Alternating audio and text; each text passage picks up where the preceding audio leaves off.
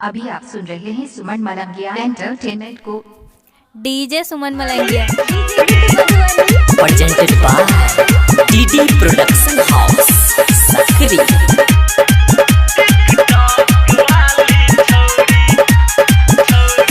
बेरोजगार भेलै भाई रे टिकटॉक वाली छौरी, बेरोजगार भेलै भाई रे बिगो वीडियो वाली छौरी, टिकटॉक वाली छौरी, बिगो वीडियो वाली छौरी, बेरोजगार भेलै भाई रे टिकटॉक वाली छौरी, बेरोजगार भेलै भाई रे लाइक वीडियो वाली छौरी, बेरोजगार भेलै भाई रे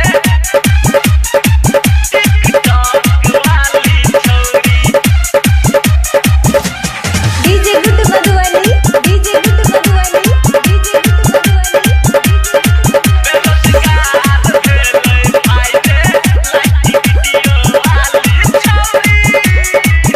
एही पर वीडियो बनाबै छौरी सब कमर हिलाबै, भेल जे डिलीट ऐप त अखिया से लोरबा बहाबै, अखिया से लोरबा बहाबै। हाँ, एही पर वीडियो बनाबै छौरी सब कमर हिलाबै, भेल जे डिलीट ऐप त अखिया से लोरबा बहाबै।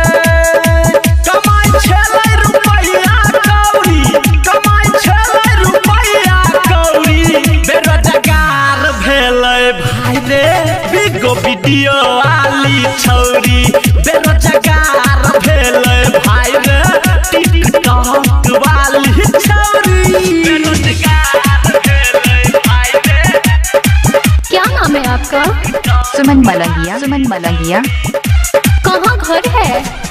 DJ good Madhubani Presented by DD Production House, Sakri। खाए अजीपुर गांव मलंगिया मधुबनी। मन छै उदास सबके, टिकटॉक छल खास सबके, एही पर होइ छल भैया टाइम पास सबके, सुमन मलंगिया, सुमन मलंगिया। मन छै उदास सबके, टिकटॉक छल खास सबके, एही पर होइ छल भैया टाइम पास सबके। हाँ हाँ धुरंधर के चोरी, हाँ हाँ मस्त छलै चोरी, बेरोजगार भेलै भाई रे बिगो वीडियो वाली छौरी, बेरोजगार भेलै भाई रे टिकटॉक वाली छौरी, टिकटॉक वाली छौरी, बिगो वीडियो वाली छौरी, बेरोजगार भेलै भाई रे टिकटॉक वाली छौरी, बेरोजगार। डीजे सुमन मलंगिया मधुबनी। डीजे सुमन।